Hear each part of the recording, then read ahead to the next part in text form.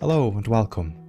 In my last video I took this dirty ancient Roman coin, guided you through the lengthy cleaning process, and turned it into this, so it can be appreciated for years to come. Today we'll be working on this Roman coin, which is probably from the 4th century. It's bronze and it does have a good amount of detail already, but we want to see if we can make it go from looking good to something more spectacular, and perhaps even identify it. To clean, we'll be using a toothpick and the composite cleaning pencil with various inserts. To begin, we'll start with the coin's obverse and use the toothpick to gradually chip away at the obvious thick pieces of dirt on the surface, and perhaps even reveal some more of the detail.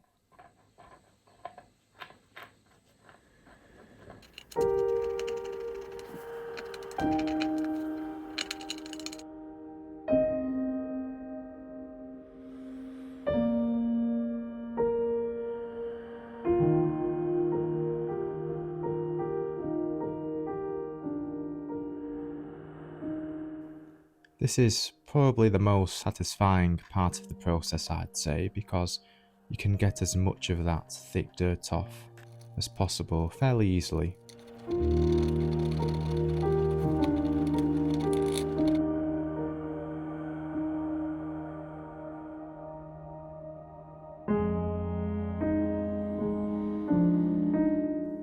We are now starting to see more detail of the portrait, as well as the spear and the shield.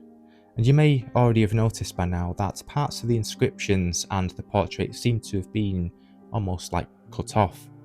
Well, you see this quite a lot with coins from the late Roman Empire, and this was mostly due to inflation, because they had to produce such a substantial amount that the quality and overall size simply reduced.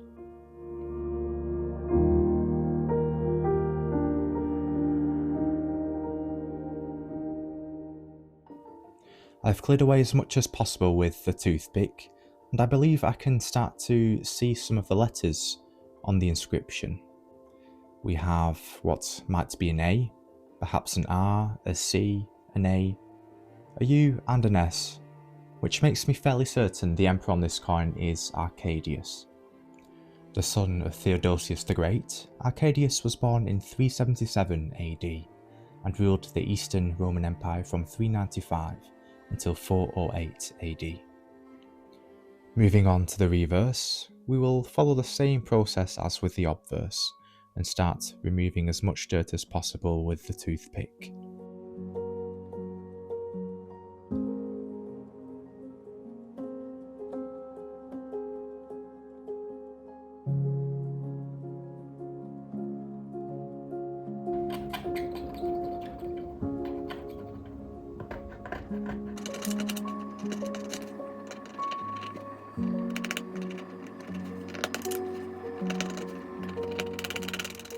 After removing as much dirt as possible, this is what the coin looks like now.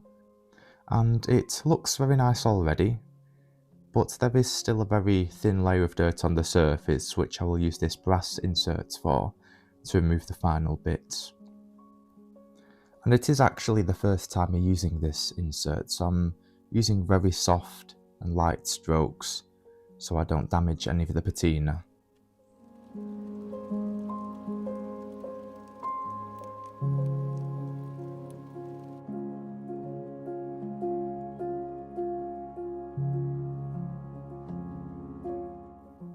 You find with a lot of collectors that they prefer to keep the coins uncleaned, like how this coin was at the very start.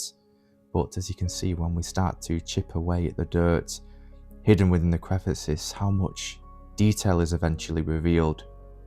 And here, as we change the lighting, we can see that the coin is completely caked in centuries worth of built up dirt, deposits and mud, which have almost become like fused into the coin itself. It just takes a very long time to remove.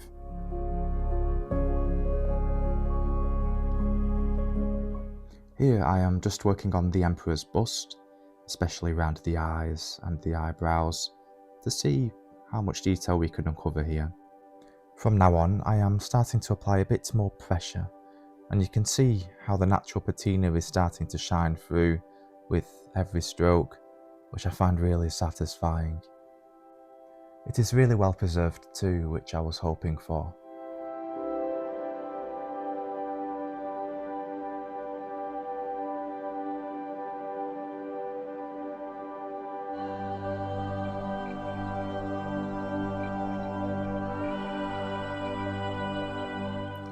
I never used to work with a microscope when starting this hobby, but it really changes how you see ancient coins. It turns something so small and ordinary into something incredibly personal. And what I always find fascinating is how they were made. Each one was struck by hand using engraved metal dies cut by a craftsman back in ancient times. The portrait we're seeing isn't just a generic image, it's the result of someone very carefully carving their art into metal. And as the dirt comes away, we are slowly revealing that original work again, details which haven't been seen since this coin last circulated back in the Roman world.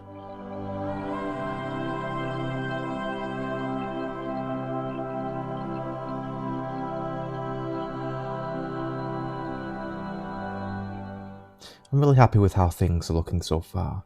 There's probably about a quarter of the obverse left to clean, so from here I'll just take my time on the portrait, especially around the head, and then carefully work into the rest of the inscription.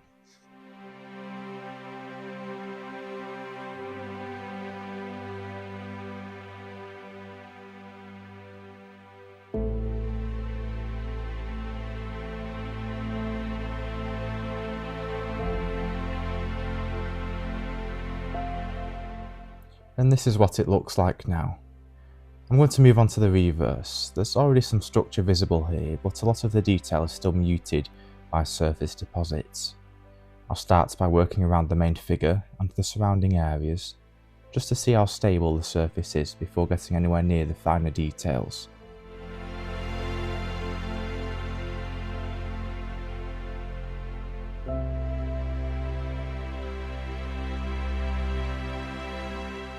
Here it's starting to look interesting, as the seated figure seems to be holding a globe, and above it there's some sort of a floating deity.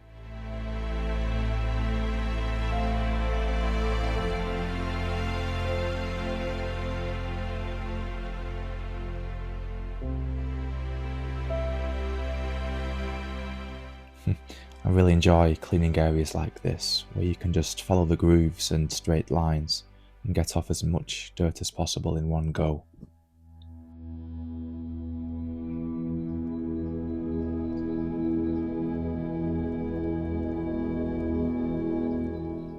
I'm now just gradually cleaning away the dirt around the head and the upper area of the figure before moving on to the inscription to see what we can reveal.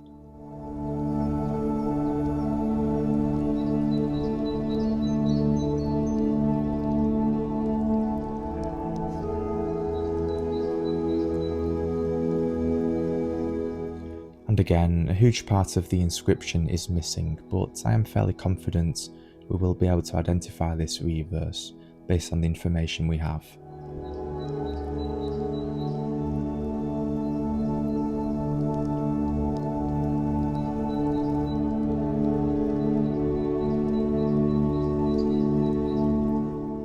I'm just finishing up with the final touch-ups, and I'm really happy with what we have so far. It's really shiny, the patina looks really good, and it's really well preserved. To identify the reverse, we will go to tesserillo.com and see what types of reverses were on the coins of Arcadius.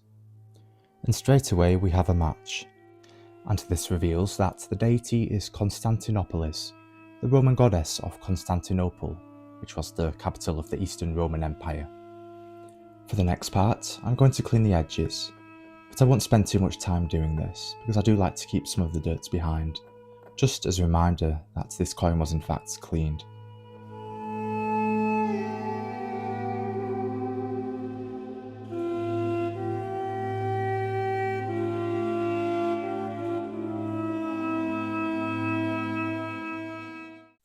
And as usual, to finish off, we will use this preservative wax to cover the entire coin, This basically protects it from the elements and gives it a really nice shine. We will then let it sit for about an hour. And the result?